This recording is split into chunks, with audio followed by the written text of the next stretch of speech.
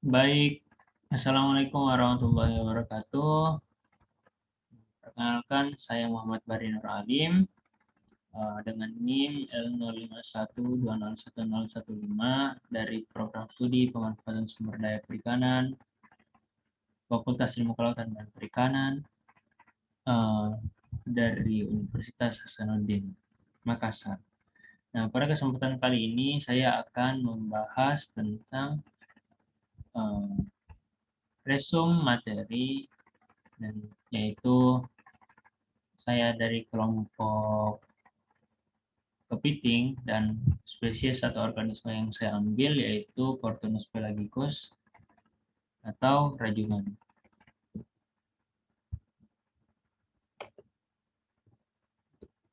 Kita masuk ke slide selanjutnya. Adapun materi yang akan kita bahas yang pertama itu adalah klasifikasi, yang kedua morfologi, yang ketiga habitat dan daerah persebaran, yang keempat tingkah laku, yang kelima siklus hidup, yang keenam tensi, dan yang terakhir ketujuh manfaat. Nah, untuk mengefisienkan waktu, kita masuk ke pembahasan yang pertama, klasifikasi dari Portunus pelagicus.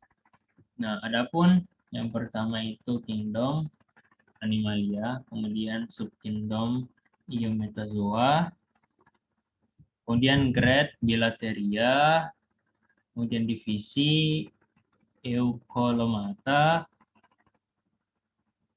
kemudian section Protostomia, filum Arthropoda, kelas Crustacea, subkelas Malacostraca, ordo Decapoda, subordo Reptantia, seksi Brachyura, subseksi Branchirica, famili Portunidae, subfamili Portuninae, genus Portunus, dan spesies Portunus pelagicus. Oke, kita melangkah ke pembahasan yang selanjutnya, kedua, yaitu morfologi. Nah, ciri morfologi rajungan ialah mempunyai kerapas. Nah, kerapas itu yang ini dapat dia digambar langsung. Berbentuk bulat pipi dengan warna yang sangat menarik. Ukuran karapas pada umumnya lebih besar ke arah lebarnya dibanding panjangnya, dan permukaan yang tidak selalu jelas pembagian daerahnya. Nah, sebelah kiri dan kanan terdapat duri-duri besar dengan jumlah 9, 6, 5, atau 4 buah duri yang berpasangan kiri dan kanan. Nah, yang bisa kita lihat yang ini, yang berangka 1, 2, 3, 4, sampai 8 di kiri dan kanan samping mata. Nah, kemudian dahi bergigi 4 buah, gigi sebelah luar lebih besar dan lebih menonjol. Gigi ini lebih rendah dan lebih membulat pada individu yang belum dewasa. Rajungan mempunyai 5 pasang kaki. Nah, ini 1, 2, 3, 4, 5, kiri dan kanan. Yang pertama, ukurannya cukup besar. Fungsinya ini untuk memegang. Nah, namanya ini sapit. Nah, ini yang pertama. Dan yang kelima ini memiliki modifikasi fungsi sebagai alat renang bagi kepiting rajungan. Hewan ini mencapai lebar 18 cm dan memanjang kokoh dan berduri. Oke, kita ke slide selanjutnya. Nah, warna kerapas pada rajungan. Nah, untuk yang jantan adalah kebiru-biruan. Nah, yang jantan itu kebiru-biruan dengan bercak-bercak putih terang, sedangkan pada betina memiliki warna kerapas kehijau-hijauan dengan bercak-bercak keputih-putihan agak suram. Nah, ini kita lihat di gambar, ini yang betina, warna kerapasnya ya, dan ini yang jantan, warna kerapas jantan. Kemudian perbedaan warna ini jelas pada individu yang agak besar walaupun belum dewasa. Artinya walaupun dia masih kepiting muda, maka warnanya ini sudah nampak jelas. Untuk membedakan jenis kelaminnya, kita bisa melihat di abdomennya. Abdomen itu bagian perut atau bagian bawahnya. Nah, untuk kelamin jantan itu dia berbentuk runcing dan untuk yang betina itu dia berbentuk bulat. Nah, ini yang bulat ini pada betina berfungsi untuk menyimpan telurnya. Oke, lanjut ke pembahasan yang ketiga, habitat dan daerah distribusi. Kita ke habitat dulu. Habitat dari rajungan itu substrat dasar. Substrat itu artinya sesuatu yang mudah ditembusi seperti pasir contohnya atau lumpur. Nah, ini sangat beragam bagi untuk rayuan sendiri, mulai dari pasir kasar, pasir halus, pasir bercampur lumpur, sampai perairan yang ditumbuhi lamun dan di pulau berkarang. Selain itu, kita juga dapat menjumpai eh, rajungan ini sekitar 1 meter dari permukaan air. Itu juga merupakan habitatnya. Mengapa? Karena rajungan mencari makan pada malam hari di permukaan air. Dia berenang ke atas untuk mencari makan. Nah, setelah itu dia sampai kedalaman 65 meter ke dasar. Nah, rajungan ini hidup di daerah estuaria. Estuaria ini bagian air. Setelah pesisir, kemudian bermigrasi ke perairan yang bersalinitas lebih tinggi, artinya daerah yang lebih bebas. Kemudian bermigrasi ke bersalinitas lebih tinggi untuk menetaskan telurnya. Ya, karena dan setelah mencapai rajungan muda akan kembali ke estuaria. Nanti ini akan berkaitan dengan siklus dari rajungan itu sendiri. Sebentar akan kita bahas. Distribusi. Nah, ini persebaran daerahnya itu Indonesia Pasifik Barat dari Cina, Jepang, dan Korea sampai Filipina dan ke barat sampai ke Selat Malaka. Nah, juga ada di Northern Territory Australia, tropis hingga subtropis. Nah, ini ada uh, dua gambar ya. Penjelasan tadi terkait habitat. Nah, ini habitatnya itu bersubstrat di pasir. Ini foto diambil di dasar. Nah, ini kepiting rajungan dan ini di daerah distribusi di daerah Indonesia. Nah, ini kita jelas warna merahnya. Oke, lanjut ke slide selanjutnya, itu yang keempat, tingkah laku. Pembahasan keempat itu tingkah laku dari kepiting rajungan. Nah, tingkah laku rajungan Portunus pelagicus dipengaruhi oleh beberapa faktor alami dan buatan. Beberapa faktor alami diantaranya adalah perkembangan hidup, feeding habit, pengaruh siklus bulan, dan reproduksi. Sedangkan faktor buatan yang mempengaruhi tingkah laku rajungan ialah salah satunya adalah penggunaan umpan pada penangkapan rajungan dengan menggunakan crab pots. Bisa kita di sini.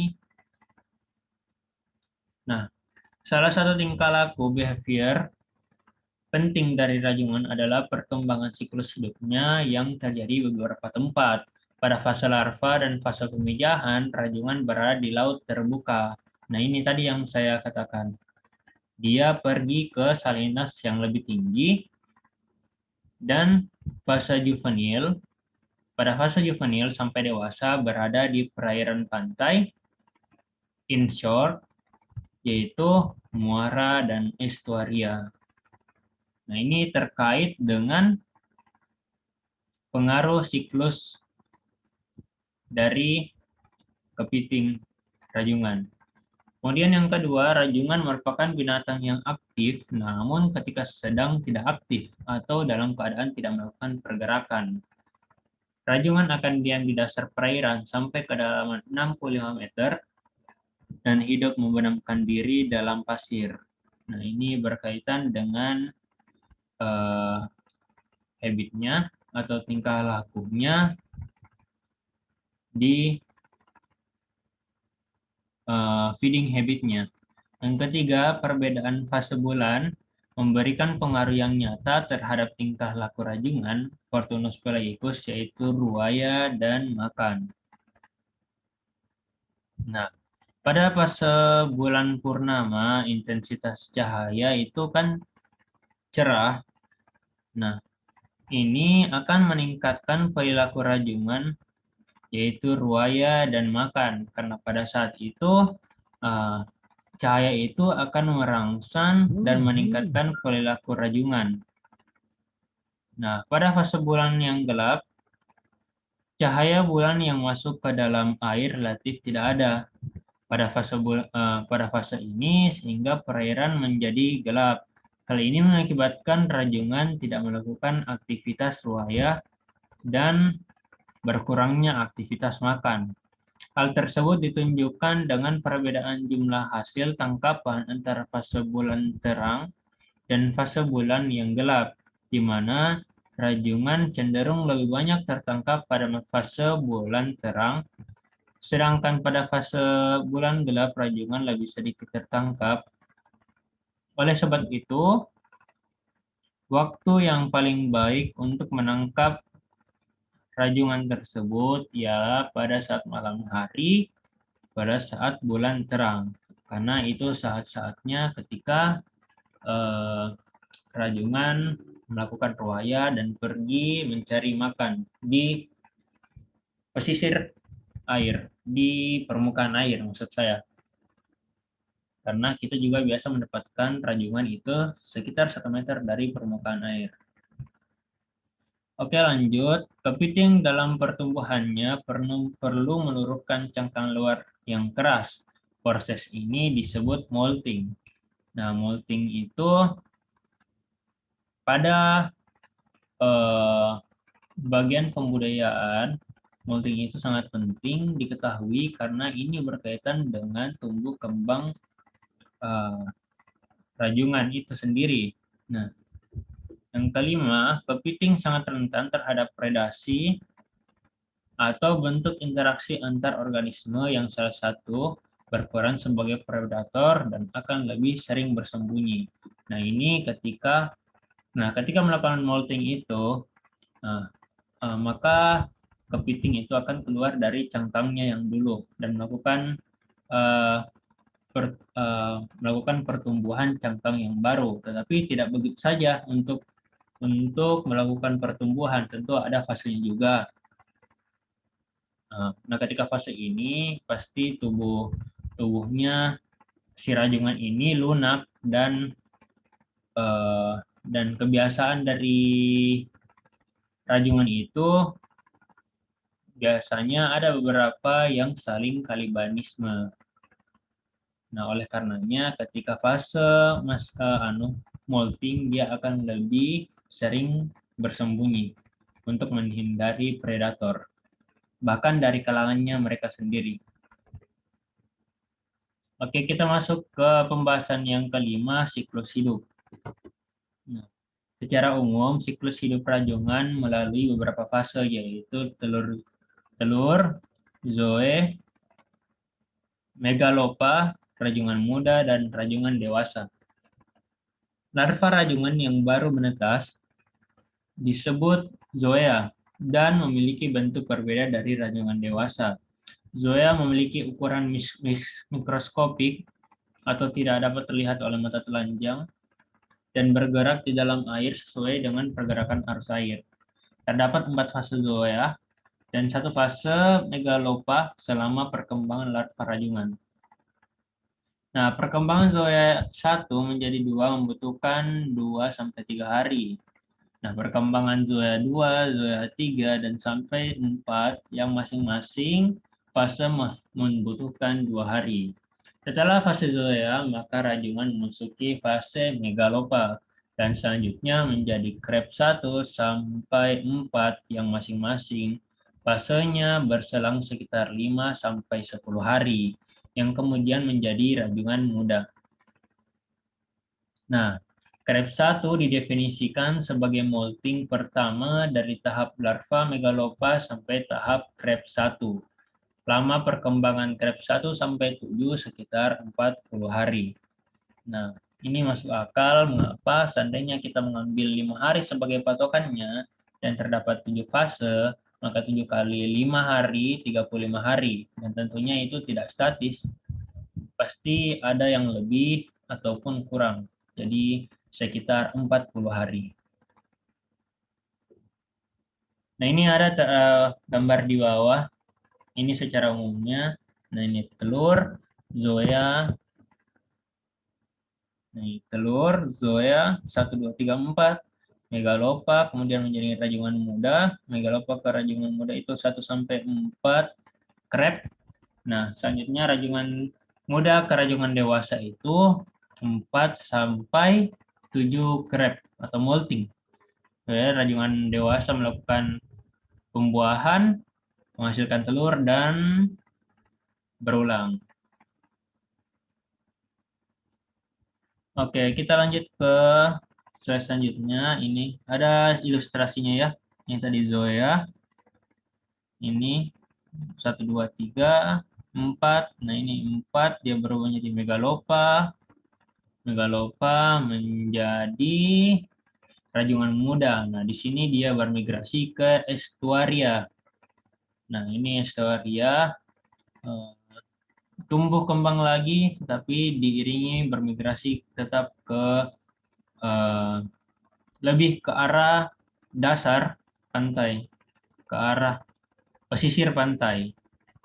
Nah, kemudian setelah mencapai dewasa, migrasi pemijahan, dia akan kembali ke lautan terbuka, melakukan pembuahan, pelepasan telur, dan kembali bersiklus.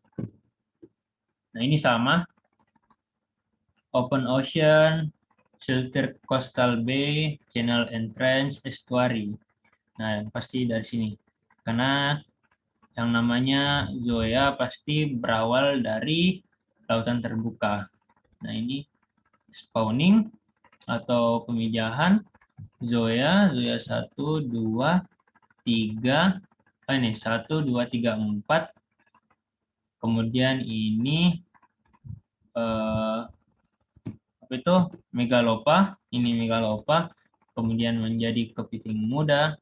Nah, ini dia melakukan crab atau molting. Mulai dari sini. 1, 2, 3, dan 4, dan seterusnya.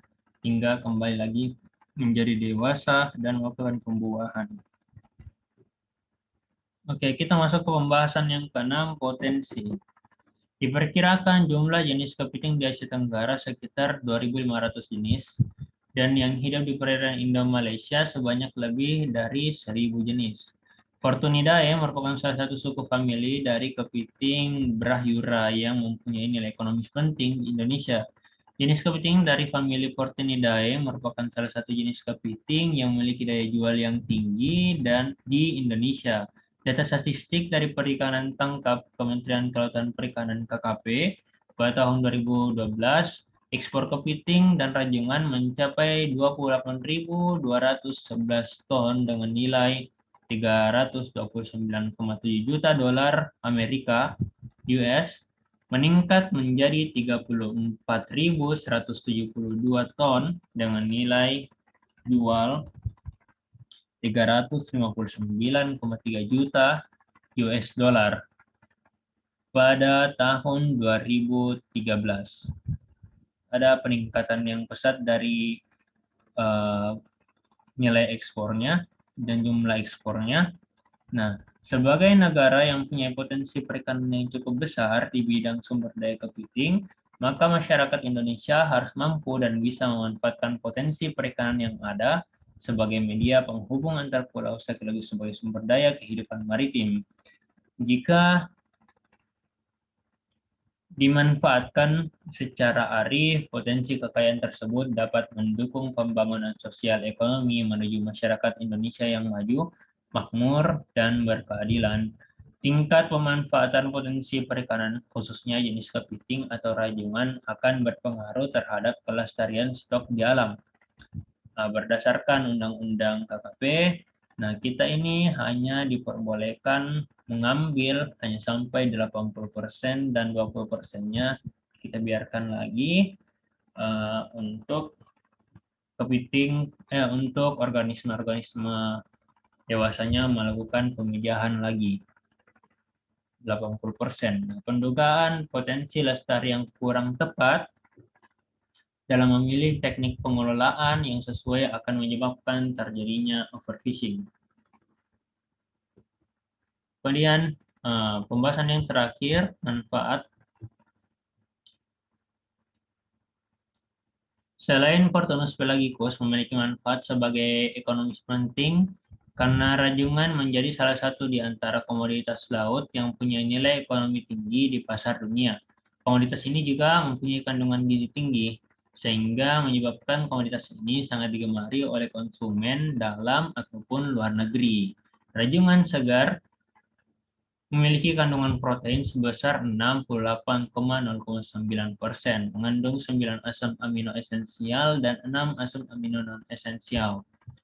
Berdasarkan Jacob et al. 2012. Berdasarkan kandungan lemaknya, hasil perikanan termasuk rajungan dapat digolongkan menjadi 3 kelas, yaitu golongan kandungan lemak yang rendah, kurang dari 2-3%, golongan berlemak medium 2-5%, dan golongan kandungan berlemak tinggi dengan kandungan lemak antara 6-20%. Rajungan mempunyai rasa daging yang enak, manis, dan dapat diolah menjadi berbagai masakan, sehingga hewan ini sangat diminati oleh banyak masyarakat pecinta kuliner seafood, soft crab, atau rajungan lunak yang baru molting, mempunyai harga berlipat ganda dibandingkan produk lain. Nah, ini dia kepiting, perbandingannya ya, perbandingan kepiting dan rajungan, protein, lemak air, dan abu. Lihat saja proteinnya, kepiting jantan itu 11,45% dan rajungan jantan itu 16,85%. Ada perbedaan sampai hampir 6%, kurang lebih 5%. Lemaknya 0,1, airnya itu 78,78. Ini maklum saja karena termasuk hewan air ya.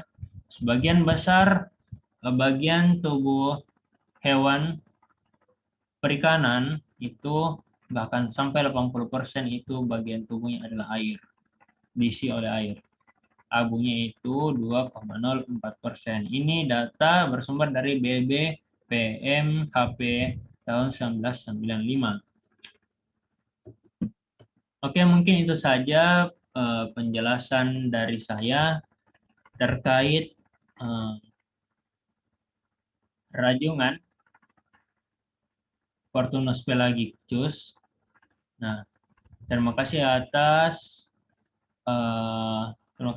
perhatiannya. Jika ada kesalahan kata, itu datangnya dari saya dan mohon dimaafkan. Wassalamualaikum warahmatullahi wabarakatuh.